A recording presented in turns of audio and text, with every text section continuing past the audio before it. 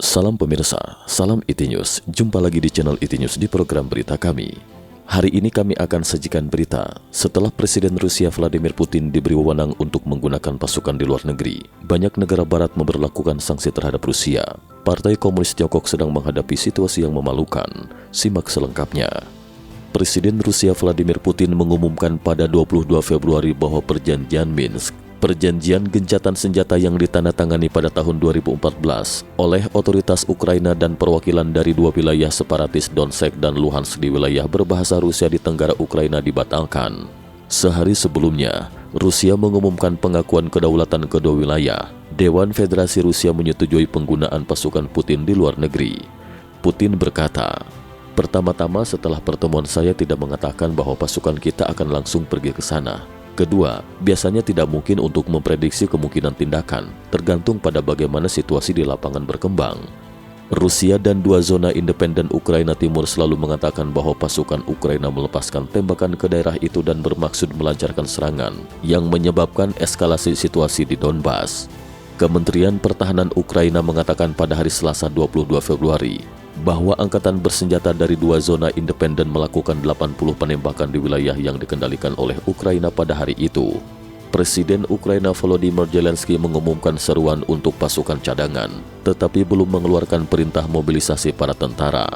Hungaria juga mengumumkan bahwa mereka akan mengerahkan pasukan di perbatasannya dengan Ukraina, tujuannya untuk melaksanakan misi kemanusiaan dan melindungi perbatasan. Menanggapi eskalasi dari situasi di perbatasan Rusia-Ukraina, pemerintah Jerman mengumumkan bahwa mereka akan membekukan proyek Nord Stream 2 bekerja sama dengan Rusia.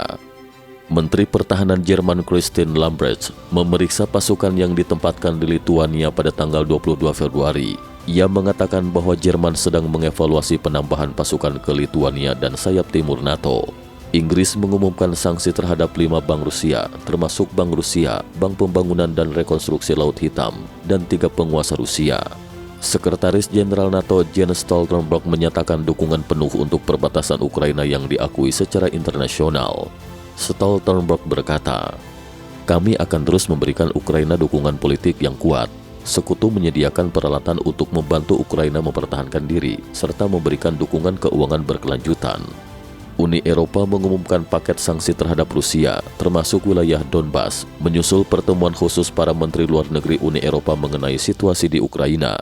Presiden Komisi Eropa von der Leyen dan Presiden Dewan Eropa Charles Michel dalam sebuah pernyataan bersama bahwa gelombang pertama sanksi akan membatasi akses pemerintah Rusia ke pasar modal dan keuangan Uni Eropa. Presiden AS Joe Biden mengatakan pada konferensi pers pada hari Selasa 22 Februari bahwa tindakan Rusia menunjukkan bahwa invasi ke Ukraina telah dimulai. Dia mengizinkan peningkatan penyebaran pasukan AS di Eropa Timur dan Laut Baltik. Saat ini Amerika Serikat memiliki sekitar 90.000 tentara di Eropa. Biden berkata, "Kami tidak berniat berperang dengan Rusia, namun kami ingin mengirim pesan yang jelas bahwa Amerika Serikat akan bekerja dengan sekutu kami untuk mempertahankan setiap inci wilayah NATO dan menghormati komitmen kami kepada NATO." Biden juga mengumumkan sanksi baru memutus akses otoritas Rusia ke pembiayaan di Barat. Biden berkata, "Kami memberlakukan blokade sanksi terhadap 2 lembaga keuangan besar Rusia, termasuk FEB dan Bank Militer Rusia. Kami memberlakukan sanksi menyeluruh pada utang negara Rusia." Pada saat yang sama, Biden juga mengakui bahwa sanksi terhadap Rusia akan memungkinkan warga Amerika Serikat menyaksikan harga minyak naik dalam beberapa bulan ke depan.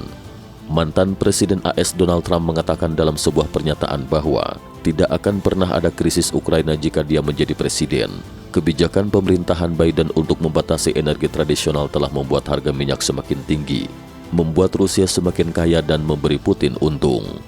JP Morgan memperingatkan bahwa harga minyak mentah bisa mencapai $120 atau bahkan $150 per barel jika ekspor Rusia dibatasi. Selain itu, pihak berwenang Partai Komunis Tiongkok menyatakan dukungan mereka untuk Rusia dan penentangan mereka terhadap NATO selama Olimpiade musim dingin Beijing. Beijing meminta semua pihak untuk menahan diri dalam menghadapi sanksi bersama terhadap Rusia oleh Barat. Komentator Heng He menilai jika Rusia menginvasi Ukraina secara lebih komprehensif, akan sulit bagi Partai Komunis Tiongkok untuk secara langsung mendukung Rusia.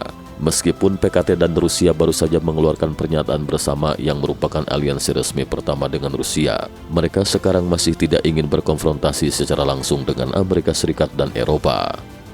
Sekian IT News hari ini. Terima kasih telah menonton dan silakan subscribe channel ini dan bagikan ke teman-teman Anda. Jika Anda memiliki opini, silakan beri komentar di bawah ini. Sampai jumpa.